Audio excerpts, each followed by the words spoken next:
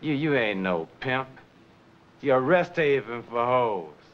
You're a car thief. A car thief. 35,000 plus 1 plus 6 leaves 7. $35,000 and 7, right? Motherfucker, can you buy that? What happens when a film crew pays gang leaders for permission to shoot? In 1973, the Mack did exactly that. Real mob money, real guns, real fear. The script was written on toilet paper, yet it made millions. How did Chaos become a box office hit? Fact 9. Max Julian's mother was murdered 5 months before filming, just like Goldie's in the story.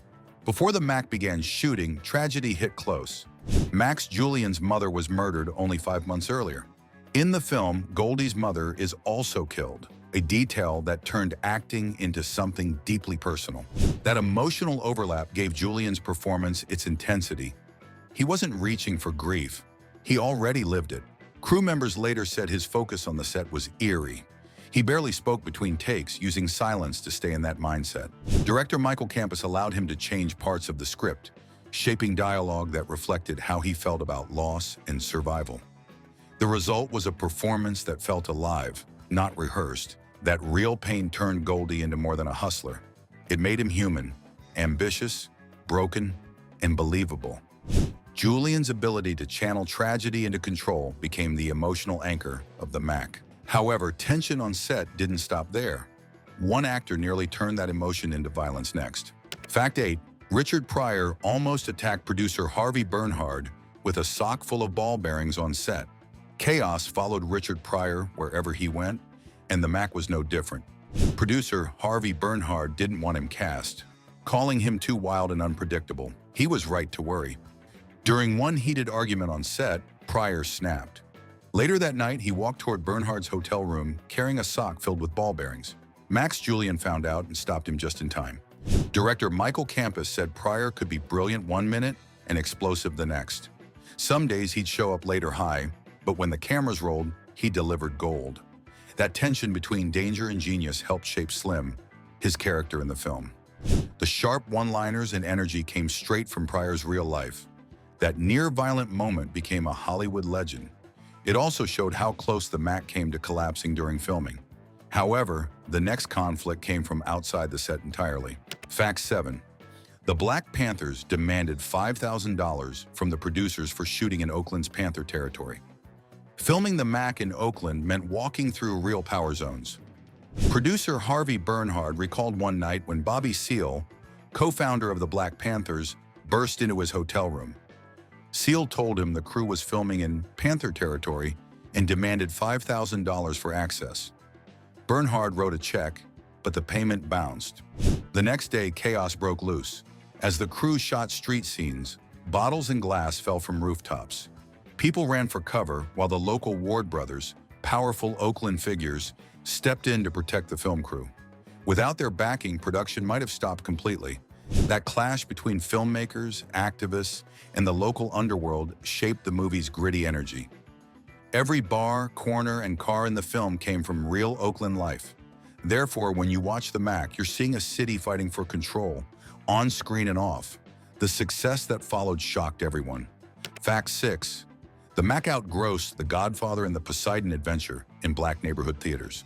When the Mack hit theaters, no one expected a small film to rival Hollywood's biggest hits. It opened in just over 20 cinemas, mostly in Black neighborhoods, yet the crowds turned out in record numbers. In those specific theaters, the movie earned more than The Godfather and The Poseidon Adventure. Director Michael Campos told the Los Angeles Times that audiences lined up around blocks. The energy inside the theaters was unreal. People shouted, clapped, and quoted lines right back at the screen. Word of mouth spread so fast that prints were shipped from city to city just to keep up with demand. That kind of box office heat showed studios the power of black ticket buyers. Therefore, the Mack didn't just make money, it forced Hollywood to pay attention. But while the movie built fame in the streets, one costume from it was already heading toward history. Fact 5. Goldie's fur coat, Cadillac, and player style became street fashion history and Smithsonian treasures. Few films have turned streetwear into museum pieces, but the Mack did exactly that. Goldie's white fur coat, worn by Max Julian during the Players Ball scene, is now preserved in the Smithsonian's National Museum of African American History and Culture. The listing officially confirms the coat's authenticity, a rare honor for any costume, let alone one from a low-budget 1970s film. The film's lookbook came straight from Oakland's real players: silk shirts, wide-brim hats, and fur that screamed money. Max Julian personally helped design the wardrobe to make every frame feel true to the streets. His ride, a custom 1972 Cadillac Fleetwood Eldorado, was built by Stevenson's Automotive Innovations in LA and became a rolling symbol of power. Therefore, the Mack didn't just reflect the culture, it helped to build it. The fur, the car, the walk, all became blueprints for cool that lived far beyond the movie screen. Fact 4. Richard Pryor added real street stories to the film, including men locked with rats and forced violence. Richard Pryor didn't just act, he helped write the dirt into the Mack. Director Michael Campus confirmed that Pryor, Max Julian, and Campus reworked the script together. Pryor brought real stories from people he knew in the streets. One tale involved a man locked in a trunk with rats. Another came from a dealer forced to stab himself at gunpoint. These scenes gave the movie its edge. The pain, fear, and rawness came from people who lived it. Pryor's comedy in those years carried the same darkness, half joke, half truth. He knew how far survival pushed a man and used that understanding in his writing. That mix of humor and horror shaped the Mack's rhythm. Every laugh came with danger close behind. However, the story's truth came from even deeper roots. The script began in a prison cell on scraps of paper. Fact 3. The Mack's script was first written on toilet paper by screenwriter Robert J. Poole while in prison. Few Hollywood scripts begin behind bars, but the Mack did. Screenwriter Robert J. Poole wrote the first version while serving time, using toilet paper as his pages. Director Michael Campus later confirmed it. After Poole's release, producer Harvey Bernhard took the treatment to Max Julian, who asked for total freedom to rewrite it. Julian and Campus rebuilt the story from the ground up. They stripped away fake dialogue and added real slang, rhythm, and heart. The final version sounded like people you could meet on any Oakland block. That strange origin gave the film its rough honesty. It felt lived in, not polished. The actors didn't just perform lines, they felt like they were telling stories they'd heard before. Therefore, the movie carried the pulse of real streets, and those streets had a king who inspired Goldie's rise, the real-life pimp. Fact 2. Goldie's character was inspired by real Oakland pimp and drug kingpin Frank Ward, who advised the film. Goldie came from a real man, Frank Ward.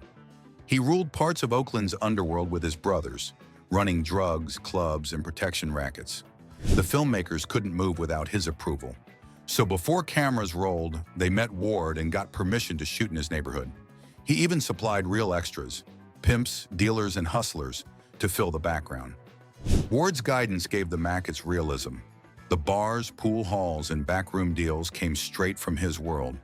Even the way Goldie walked, talked, and dressed reflected Ward's mannerisms.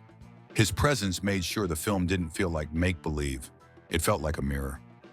That connection blurred fiction and truth. The audience saw real Oakland life on screen, shot inside places few outsiders ever entered. However, the same power that opened doors for the film also carried danger, and soon the production paid a heavy price. Fact 1.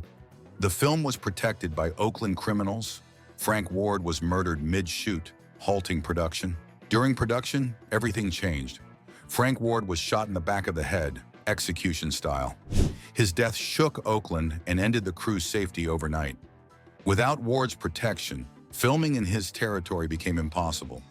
Director Michael Campus said they packed up and finished the rest in Los Angeles. That's why the Mack looks split, half real Oakland, half LA stand-ins. The dedication at the end of the film to Ward came from real respect. He gave them access to streets no studio could recreate.